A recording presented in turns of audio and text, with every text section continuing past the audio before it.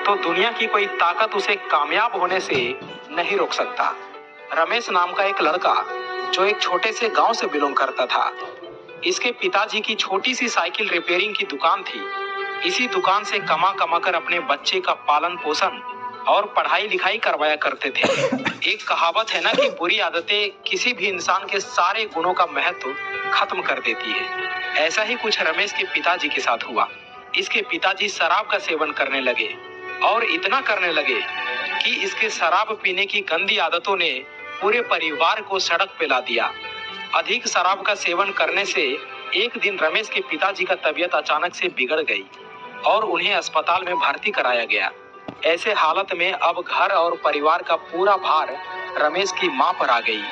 इनकी मां भला क्या करती, अपने परिवार का पालन पोषण और पति के इलाज के लिए सड़क पर चूड़ियां बेचने लगी। रमेश के साथ एक दिक्कत था। दरअसल ये विकलांग था। रमेश के बाएं पैर में बचपन से ही पोलियो था। उसके बावजूद भी रमेश अपनी मां के साथ चूड़ियां बेचना शुरू कर दिया।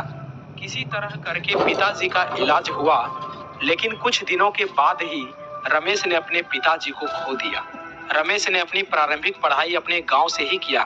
उसके बाद आगे की पढ़ाई के लिए इसने अपने चाचा के घर गांव से दूर चला गया। और जब पिताजी का निधन हुआ तब रमेश 12वीं में पढ़ाई कर रहा था। पिताजी के निधन की खबर मिलने के बाद रमेश का घर पहुंचना बेहद जरूरी था, लेकिन इसकी आर्थिक स्थिति इतनी बुरी थी कि पिताजी से मिलने के लिए आने तक का किराया नहीं था। सोचो क्या बीता होगा रमेश पे। गरीबी बहुत रुलाती है। अब घर की सारी जिम्मेदारी रमेश के ऊपर आ गया था। 12वीं की पढ़ाई पूरी करने के बाद से ही इसने बच्चों को पढ़ाना शुरू कर दिया। इतना सब कुछ होने के बाद भी इसने हार नहीं माना। बच्चों को भी पढ़ाता था और खुद भी पढ़ाई कर रहा था।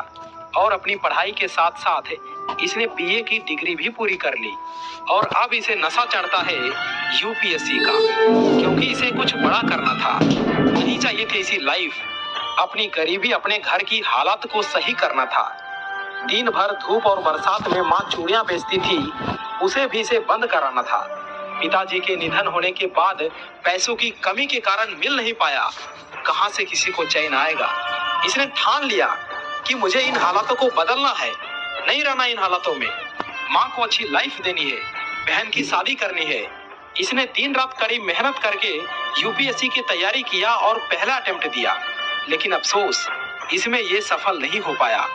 लेकिन फिर भी इसने सोचा कि मुझे हार नहीं माननी। माँ धूप में बैठकर चूड़ियां बेच रही है, तो मैं कैसे हार मान लूं। लक्ष्य एक था, विजन क्लियर था कि मुझे करना है तो करना है। और कहते हैं कि इरादे अगर मजबूत हो तो दुनिया की कोई ताकत उसे कामयाब होने से नहीं रोक सकता। और इसने अपने दूसरे ही प्रयास में यूपीएससी एग्जाम को क्रैक करके आईएएस अधिकारी बन गया। दोस्तों, रमेश विकलांग होने के बावजूद भी अपने सपनों को पूरा किया। पिता का साया हट जाने के बावजूद भी अपने सपनों पर डटा रहा, अपनी जिम्मेदारी को पूरा किया। तो तुम क्यों पीछे हटते हो। देखो, हर गरीब परिवार में एक ऐसा योद्धा जरूर होता है जो उस परिवार को गरीबी से निकालकर हाई क्लास फैमिली में बदल सकता है। और वो कोई और नहीं है दोस्त, आप खुद हो। खुद को पहचानो।